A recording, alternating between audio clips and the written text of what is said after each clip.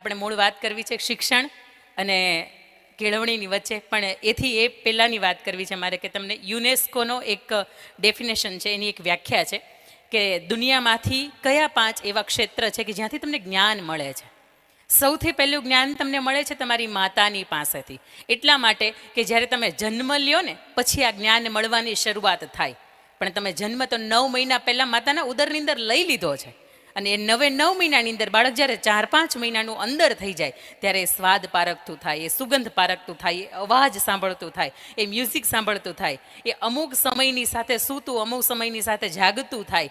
સૌથી પહેલું જ્ઞાન છે ને તમને તમારી માતાની પાસેથી મળે છે. અને એટલા માટે કહેવાયું છે કે માથી વિશેષ કોઈ યોદ્ધા નથી. તમે શિવાજીનું જીવન હોય તોય લઈ લો, તમે સરદાર વલ્લભભાઈ પટેલનું જીવન હોય તોય લઈ લો, અને એથી વિશેષ તમે ગાંધીજીનું જીવન હોય તોય લઈ લો. સૌથી વધારે કોઈ વ્યક્તિએ એના જીવનની અંદર એવું કહ્યું હોય કે મને જ્ઞાન ક્યાંથી મળ્યું, તો કે મારી માના ઉદરમાંથી મળ્યું. અને એથી વિશેષ તમે મહાભારતની અંદર બહુ સારું ઉદાહરણ કે જેને 7 કોઠા વિંધવાનું જ્ઞાન છે એ પણ એના માતાના ઉદરની અંદરથી મળ્યું છે. બીજું જ્ઞાન છે એ માણસને એ આંકડાકીય જ્ઞાન હોય, એ માહિતીવાળું જ્ઞાન હોય, એ કમ્પ્યુટરનું જ્ઞાન હોય, અક્ષરનું જ્ઞાન હોય. એ બીજું જ્ઞાન છે એ થોડુંક બાળક મોટું થાય એટલે એના શાળા જીવન હોય, કોઈ સંસ્થા હોય, કોઈ યુનિવર્સિટી હોય, એની પાસેથી મળતું હોય. એના જીવનની અંદર ત્રીજું જે જ્ઞાન છે એ સમાજ પાસેથી મળતું હોય. કારણ કે રીત કોને કહેવાય, રિવાજ કોને કહેવાય, પરંપરા કોને કહેવાય, તહેવારો કોને કહેવાય, આ બધી જ વસ્તુઓ છે આપણને સમાજની પાસેથી મળે છે. અને સમાજની પાસેથી આપણે જન્માષ્ટમી ઉજવીએ તો આપણને ક્યાં ખબર પડતી હતી કેવી રીતે ઉજવાય, બીજા ઉજવે એમ આપણે શરૂઆત કરી. નવરાત્રિ તો કે કેવી રીતે ઉજવાય, તો કે આપણી આસપાસનું જે લોક બોલી હતી, જે લોક વાર્તાઓ હતી, એની અંદરથી આપણને ખબર પડી કે આવી રીતે ઉજવાય. એના પછીનું ચોથું જ્ઞાન છે એ માણસને એના અનુભવ ઉપરથી મળે છે. કારણ કે કહેવાય છે કે અનુભવથી વિશેષ કોઈ મોટો શિક્ષક જ નથી. તમે એક વખત ગરમ તપેલીને અડો ને પછી જ ખબર પડે કે ગેસની ઉપર નીચે ગેસ ચાલુ હોય અને ઉપર અડીએ ને તો દાજીએ.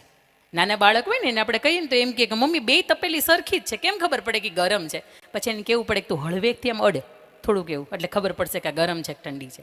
આ અનુભવ છે ને દુનિયાનો સૌથી મોટો શ્રેષ્ઠ શિક્ષક છે. અને દુનિયામાં જ્યારે કોઈ પણ વ્યક્તિને તમે ઠોકર આપી છે ને એ વ્યક્તિએ ડબલ રીતે વાર કર્યો છે. આપણે એમ કહીએ કે ઘાયલ પક્ષી હોય કે ઘાયલ શિકારી હોય ને, ઘાયલ કોઈ સિંહ હોય ને, એ જ્યારે ઘાયલ થાય ને ત્યારે તીવ્ર ગતિથી વાર કરે. એટલે જ્યારે એ ઘડાય છે એ અનુભવમાંથી જ ઘડાય છે. અને કદાચ એ સમાજની વચ્ચે પોતાનું જીવન બહુ સરસ રીતે આપી શકે તો એ માત્ર અનુભવ પરથી જ આપી શકે. અને એના પછીની 5મું જ્ઞાન છે ને એ પ્રકૃતિની પાસેથી મળે છે. પ્રકૃતિની અંદર સરસ મજાના ઉડતા પક્ષીઓ જોયા એટલે માણસના મનની અંદર વિચાર આવ્યો કે પક્ષીઓ ઉડી શકે તો આપણે કંઈક વિમાન બનાવી શકાય ખરું. એટલે જ્ઞાન ત્યાંથી મળ્યું. તરતી માછલી જો એટલે તરત જ વિચાર આવ્યો કે માછલી તરી શકે તો હોડી તે લાકડાની આપણે બનાવીએ તરી શકે, સ્ટીમર બનાવીએ તરી શકે. તમે ક્યારે વિચાર કર્યો કે માણસ 50 કિલોનો, 60 કિલોનો, 100 કિલોનો હોય, હોડી તો એનાથી વિશેષ વજનની હોય, તેમ છતાં એ તરી શકે છે, આપણે નથી તરી શકતા. એટલા માટે કે અહીંયા અંદર નેગેટિવિટી ભરી છે. અને પેલું લાકડું છે ને એની અંદર ક્યાંય નેગેટિવિટી નથી. હંમેશા એણે કોકના માટે કંઈક આપવાનો જ વિચાર રાખ્યો છે. એટલે પ્રકૃતિ છે એની પાસેથી પણ માણસે કંઈક જ્ઞાન પ્રાપ્ત કર્યું છે. આ યુનેસ્કોની ડેફિનેશન છે કે માણસ સમાજ પાસેથી મેળવે છે, પ્રકૃતિની પાસેથી મેળવે છે, મા પાસેથી મેળવે છે. એથી વિશેષ કે પોતાને જે અનુભવ થાય છે એની પાસેથી મેળવે છે, અને શાળા કોલેજ હોય એની પાસેથી મેળવે છે. હવે આપણે વાત પર આવીએ. એ કૌટલ્યને તમે લઈ લો, ચાણક્યને લઈ લો, દયાનંદ સરસ્વતીને લઈ લો, એ ગાંધીજીને લઈ લો, કોઈ પણ વ્યક્તિ હોય એને તમે લઈ લો, હંમેશા એ વ્યક્તિ એવું કહેશે કે શિક્ષણમાં અને કેળવણીમાં એટલો જ ફેર છે કે નીતિમત્તા, પ્રામાણિકતા, વફાદારી, આ બધા જ જેટલા સારા ગુણો છે એ આપણી અંદર આવે. અને આપણી અંદર ઈર્ષા, ભેદભાવ વગેરે જેવા જે નબળા ગુણો છે એનો એક બાજુ જતા રહે, એક બાજુથી સારી વાત આવે, અને જે નબળી વાત છે આપણામાંથી નીકળી જાય. એટલે સમજવાનું કે માણસની અંદર શિક્ષણથી વિશેષ કેળવણી છે ને એ આવી ગઈ છે. પણ આજે સમય રીલ્સનો છે. એટલે મેં મારી દ્રષ્ટિએથી મને જે ગમતી અમુક રીલ્સ, હું રીલ્સ જોઉં છું, પણ મારી રીલ્સ જોવાની અંદર એક લિમિટેશન મેં બાંધી છે કે આવી રીલ્સ તો હું નથી જ જોતી. બીજી કે મારે તમને એ કહેવું છે, એવી 5 રીલ્સ છે ને મેં ભેગી કરી છે, અને 5 રીલ્સ તમે જોશો ને એટલે લગભગ તમને ચોથા 4 દિવસનો સાર તમને બહુ ટૂંકમાં 5 મિનિટની અંદર સમજાઈ જશે. હું ઈચ્છું છું કે એ 5 રીલ્સ છે ને એ અહીંયાથી પ્લે કરવામાં આવે. પેલો જે વિડીયો તમને આપવામાં આવ્યો હતો ને એની અંદર તમને દેખાશે કે ખરેખર કેળવણી તમારી અંદર હોય તો તમે કેવું વર્તન કરો છો, અને માત્ર તમારી અંદર 90, 95, 98, 99.99% આવ્યા હોય તો તમે કેવું વર્તન કરો છો, એની અંદર ક્યાંક તમને સમજાશે. પેલું છે કે શિક્ષણની સાથે સંવેદના હોય ને એને કેળવણી કહેવાય.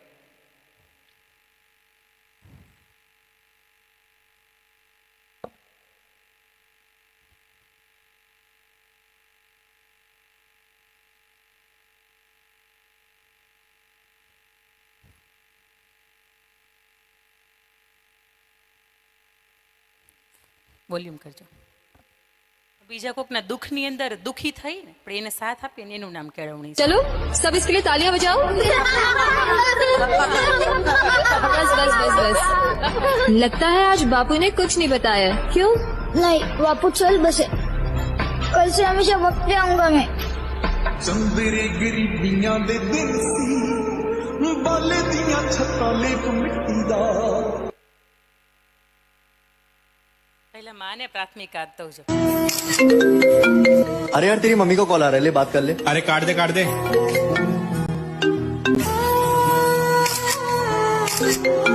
अरे यार फिर से आ रहा है मम्मी कॉल, बात कर लेना, क्या पता कोई जरूरी बात हो.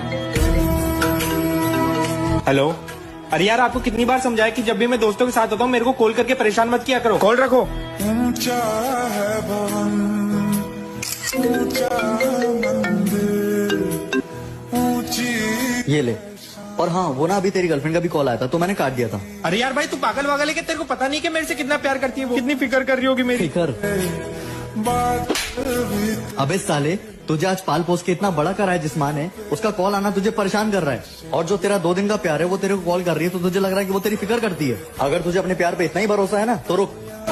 तेरा जोड़ धरा पर कोई नहीं. हेलो टीना, वो ना देवेंद्र का एक्सीडेंट हो गया है तो क्या तुम आ सकती हो जल्दी से. अरे मैं नहीं आ सकती कहीं, अभी मैं बिजी हूँ. अब माँ. ममता से जो गहरा हेलो आंटी, वो ना देवेंद्र का एक्सीडेंट हो गया है तो क्या आप आ सकते हो जल्दी से. हाँ बेटा तू उसका ध्यान रखना, मैं बस 5 मिनट में आ रही हूँ. हेलो. हाँ माँ मैं बिल्कुल ठीक हूँ, आप चिंता मत करो. अवर तो सॉरी भाई.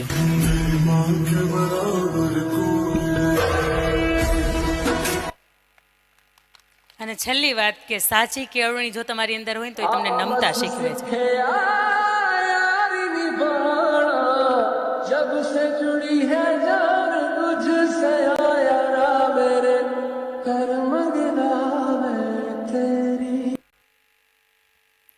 આ 5 રીલ્સ જે આજ સુધીમાં મને સૌથી વધારે ગમી હતી અને એનું એક બંડલ તરીકે મેં આપની વચ્ચે ઉપસ્થિત કરી છે એટલા માટે ક્યાંક મને એવું લાગ્યું કે શિક્ષણ કરતાંય એ કેળવણી છે એ જીવનની અંદર ખૂબ મહત્ત્વની છે.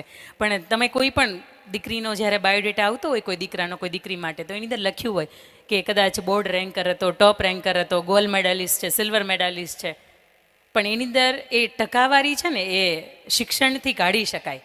પણ કેળવણી જેની અંદર હોય ને એની ત્યારે ટકાવારી ન કાઢી શકાય, એનો માત્ર અનુભવ કરી શકાય. કોઈ પણ દીકરી હોય એના માટે કોઈ દીકરો સિલેક્શન કરવાનો હોય તો ત્યારે સૌથી વધારે મહત્ત્વની આ વાત હોય. અત્યારે કદાચ એ ડિવોર્સ થતા હશે ને તો એટલા માટે કે આજના બાયોડેટાની અંદર ક્યાંય એવું નથી લખેલું કે આ આટલા ટકા કેળવાયેલો છે. સરસ લખ્યું હશે કે એણે એના જીવનની અંદર અચીવમેન્ટ શું કર્યા છે, પણ કેળવણી કોનામાં કેટલી છે આ વાત તમારે જાણવી હોય તો મારી પાસે મારી સમજ પ્રમાણે, મારી બુદ્ધિ ક્ષમતા પ્રમાણે મેં 12 એવા વિધાન કર્યા છે કે 12 આ લાક્ષણિકતા હોય તો તમે ઓળખી શકો કે આ કેળવાયેલો વ્યક્તિત્વ છે. અને તમારા મા બાપ બેટા સાંભળજો, કોઈને 90%, 95%, 98% આવે એમાં ઇન્ટરેસ્ટ નથી. તમારામાં કેળવણી થાય ને આટલો ઇન્ટરેસ્ટ છે. કારણ કે તમારી અંદર સારું રિઝલ્ટ આવ્યું હોય ને તો તમે કોઈની સામે ઝૂકી ન શકો. તમારી સામે કોઈ સારા એવા સંત મહાત્મા હોય, તમારી સામે વ્યાસપીઠ આવે તો તમને ખબર પડવી જોઈએ કે તમારે અહીંયા ઝૂકવાનું છે. ઘણા મેં ઘર એવા પણ જોયા છે કે જેની અંદર મહેમાન આવે ને ત્યારે ભાઈ બીજા બેડરૂમમાં કે 3જા માળે પહોંચી ગયા હોય, કારણ કે એને ખબર જ નથી કે ઘરની આંગણે આવેલા જે મહેમાન છે ને એનો ક્યારેક આથીથી સંસ્કાર કરાય. એને હંમેશા એમ જ થાય છે કે મહેમાન આવે તો એ તો મોટા માટે આવે છે, આપણા માટે નથી આવતા. પણ આતિથ્ય સત્કાર એને ખબર જ નથી કેવી રીતે કરાય. પણ ક્યાંક આપણે આ બાળકની અંદર તો જો કે આપણી વ્યસ્તતાને લીધે ચૂક્યા જ છીએ, પણ બેટા તમને કદાચ શિક્ષણની સાથે સાથે કેળવણી છે એ જીવનની અંદર ઉપયોગી થશે. અને શિક્ષણ અને કેળવણી ભેગી થતી હોય ને તો જ એ જીવનની અંદર કરિયર તરફ આગળ તમે ડગલું માંડી શકો. બાકી કોઈ પણ વ્યક્તિ એમ કહે કે મેં આ કરિયર બનાવ્યું, હું નથી માનતી કે એની અંદર શિક્ષણની સાથે સાથે કેળવણી ન હોય તો એ આગળ જઈ શકે. સૌથી પહેલી મહત્વની વાત કે જે વ્યક્તિ કેળવાયેલી છે એને બહુ નાની ઉંમરની અંદર જવાબદારી તો પરિવારની ઉઠાવી જ છે, પણ એની સાથે સાથે એ વ્યક્તિએ પોતાના લક્ષ્ય હતા ને એ નક્કી કરી નાખ્યા છે. નાનકડી ઢીંગલી હમણાં તમે 4 મીન સાંભળીને, અત્યારે કદાચ એ આવતીકાલે અમદાવાદનો એનો કાર્યક્રમ છે નીકળી ગયા હશે. એ દીકરીને એક વખત મેં પૂછ્યું હતું કે બેટા તું કાર્યક્રમ કરે છે, તું ચાર્જ લે છે? એટલે કે છે હા, હું મારી મહેનતના લઉં છું, મારા હકના લઉં છું, મારું જે જ્ઞાન છે એ લોકોની સમય પીરસું છું, એને લઉં છું. એટલે મેં એને પૂછ્યું કે બેટા તું એનું શું કરે, તારી ફીસ ભરે? એટલે એણે એવું મને ત્યારે બહુ સરસ મજાનો જવાબ આપ્યો હતો કે મારા પપ્પાની પાસે જૂની ગાડી છે, 2 વ્હીલર છે, જૂની છે, બહુ બધી વખત રિપેર કરાવી, અને મારો સૌથી પહેલો લક્ષ્ય એ છે કે મારી પાસે જે પૈસા ભેગા થાય ને એમાંથી હું મારા પપ્પાને ગાડી લઈને આપું. કેવડી હતી.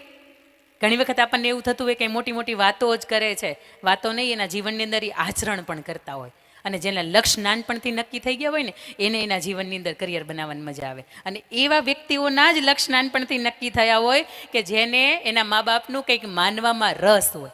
બાકી ઘણા ઘણાને એમ કહે ને કે તમે મને ટોકોમાં, તમે મને કાંઈ કહેતા નહીં, તને શું ખબર પડે. સૌથી મોટો સવાલ આપણે મમ્મીને જોઈને, બિચારી નથી ભણી, ભાઈ એ નથી ભણી ને એટલે તમને ભણાવ્યા છે, એ ભણી હોત તો એ સરસ મજાની જોબ ન કરતી હોત, એને ક્યાં તમારા માટે